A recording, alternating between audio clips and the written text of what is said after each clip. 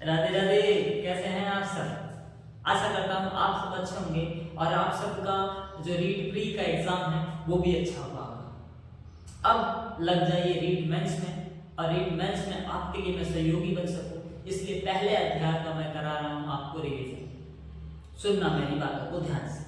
जब मैंने पहले अध्याय को पढ़ाया था राजस्थान का सामान्य परिचय, इसमें मैंने सबसे पहले पढ़ाया था आपको राजस्थान की उत्पत्ति, और इस उत्पत्ति के बारे में अल्फ्रेड वेगनर बताते हैं। और अल्फ्रेड वेगनर कहते हैं राजस्थान की उत्पत्ति 33 सागर और गोंडवाना लैंड से। फिर उसके बाद में अपन ने बात की थी राजस्थान के नामकरण। किसकी बात की थी?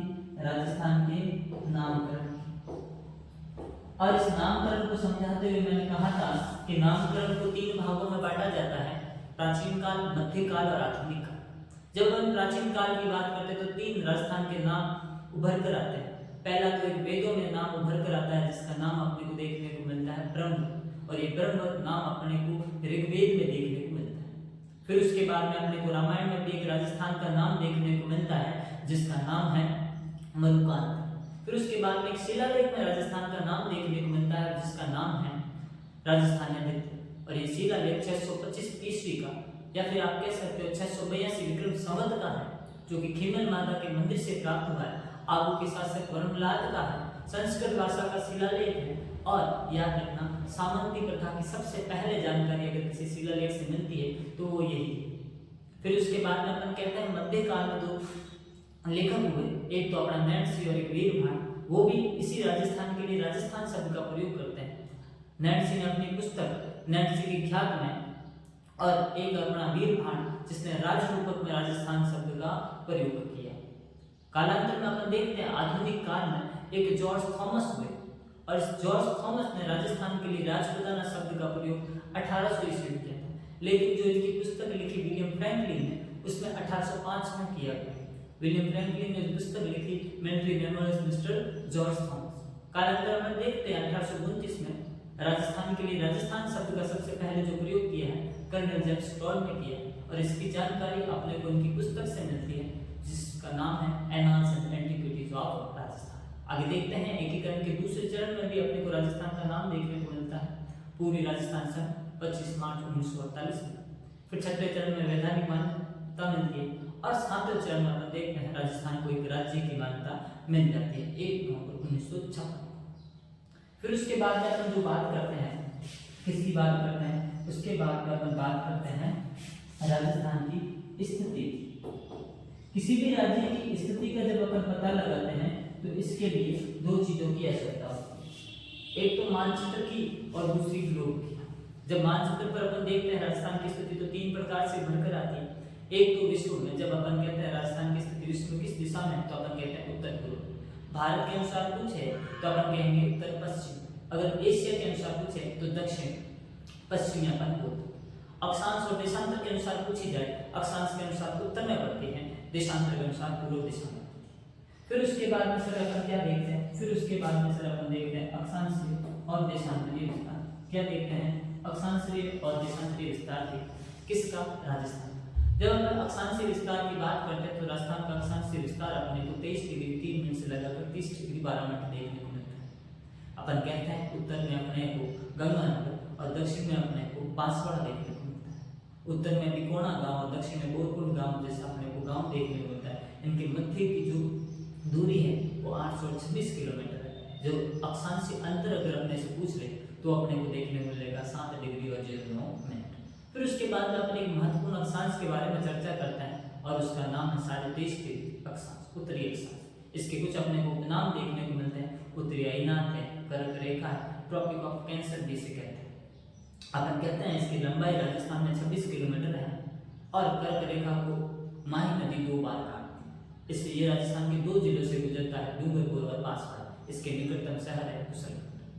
21 जून को कर्क रेखा पर सूर्य सीधा चमकने के कारण कर्क संक्रांति के रूप में मनाते हैं, और 21 जून को योग दिवस के रूप में भी मनाया जाता है। इसलिए 2015 से प्रारंभ किया गया। इस वर्ष भी योग दिवस मनाया गया था। इसकी थीम थी स्वयं और समाज के लिए योग। फिर उसके बाद में अपन एक महत्वपूर्ण अक्षांश के बारे में चर्चा करते हैं, और कहते हैं राजस्थान के मध्य से गुजरने वाला अक्षांश कौन सा है?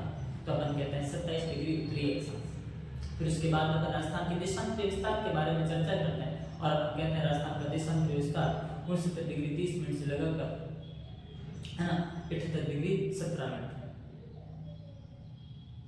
फिर उसके बाद में अपन कहते हैं कि भैया इसका जो पश्चिमी गांव है, जो पश्चिम में जो गांव है कटरा है और जो पूर्व में गांव है वो सीधा, बीच की दूरी 869 किलोमीटर है।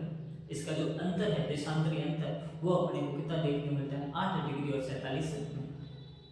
फिर उसके बाद में अपन ने किस पर चर्चा की, फिर उसके बाद में अपन ने चर्चा की थी राजस्थान का विस्तार। और इस विस्तार में अपन ने सबसे पहले किस पर चर्चा की, क्षेत्रफल।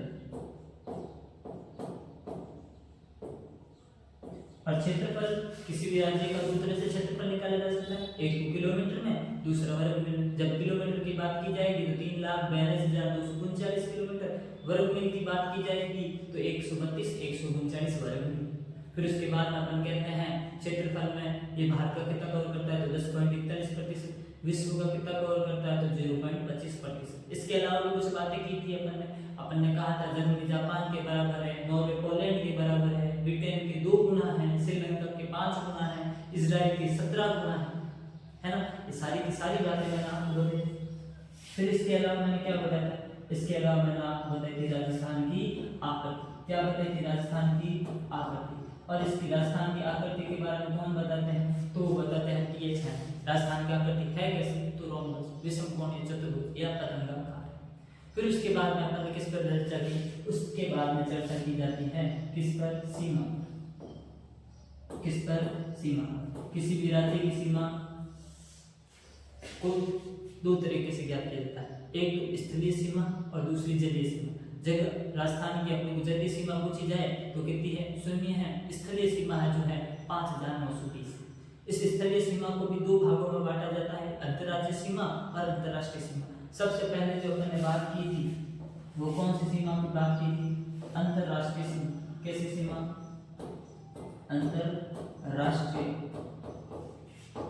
अंतर्राष्ट्रीय सीमा पर अपन ने क्या की थी, बात की थी। और अंतर्राष्ट्रीय सीमा किस देश के साथ लगती है, तो मैंने कहा था पाकिस्तान के साथ। इसकी लंबाई कितनी है, तो 1070 किलोमीटर। इस सीमा का एक विशेष नाम होता है, इसका क्या नाम है, रेड क्लिफ रेखा। इसका निर्धारण कब हुआ था, अगस्त 1947 में। प्रारंभ कहाँ से होती है, तो हिंदू मणिपुर से। समाप्त कहाँ होती है, तो बाकासर बाग। हिंदू मणिपुर कहाँ पड़ता है, गंगानगर। फिर उसके बाद राजस्थान के कौन कौन से जिले हैं, तो अपन कहते हैं गंगानगर। गंगानगर के बाद दूसरा अपने को बीकानेर, तीसरा अपना पड़ोदी, चौथा अपना जैसलमेर और 5वां अपना कौन सा आ जाएगा, बाड़मेर के साथ में लगता है। ये कुल सीमा का कितना परसेंट है सर, 18.07% अपने को देखने को मिलता है। फिर उसके बाद में सर अपने इस पर चर्चा की। फिर उसके बाद में सर हमने कहा था कि ये हो गई अंतर्राष्ट्रीय सीमा, दूसरी हो जाएगी अंतरराज्यीय सीमा। और अंतर्राज्यीय सीमा में आपने कहा था कितने राज्यों के साथ सीमा लगती है, तो अपन ने कहा था 5 राज्यों के साथ। सबसे ज्यादा किसके साथ लगती है, एमपी के साथ में कितनी लगती है, 16। सबसे कम किसके साथ में लगती है, पंजाब के साथ में कितनी लगती है, 90 किलोमीटर। फिर अपन ने एक एक करके सबके बारे में पढ़ा था। और सबसे पहले जो पढ़ा था किसके बारे में पढ़ा था हमने, पंजाब के बारे में। पंजाब में अपन ने कहा था कि पंजाब के साथ सीमा कितनी लगती है, 90 किलोमीटर। कितने कौन कौन से जिले सीमा बढ़ाते हैं, तो एक अपना गंगानगर और दूसरा अपना हनुमान। फिर दूसरा अपन ने क्या देखा था, दूसरा अपन ने देखा था हरियाणा। हरियाणा के साथ सीमा कितनी लगती है, तो 12-62 किलोमीटर। कौन कौन से जिले सीमा बनाते हैं, इसके लिए मैंने एक आपको ट्रिक बताई थी। हनुमान जी शेखावटी है, तो हनुमान से हनुमानगढ़ हो जाएगा। फिर शेखावटी से चूरू, सीकर, झुंझुनू हो जाएगा।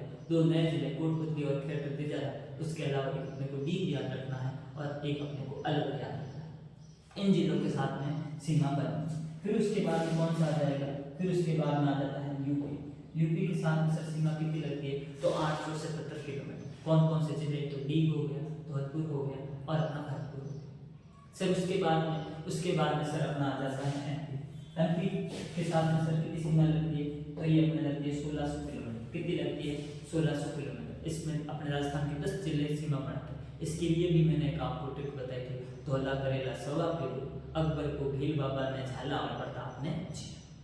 फिर उसके बाद में किसके साथ में सीमा लगती है, फिर उसके बाद में अपने सीमा लगती है किसके साथ में, गुजरात के साथ में। कितनी लगती है, 1022 किलोमीटर। और इसमें मैंने कहा था जालिम बाबा उसी डूंगरपुर से। इसके अलावा सर क्या बात की थी, इसके अलावा मैंने आपको बताया था ऐसे जिले जो दो राज्यों के साथ में सीमा बनाते हैं, तो अपने को सबसे पहला कौन सा देखने को मिल जाएगा, हनुमानगढ़, है ना।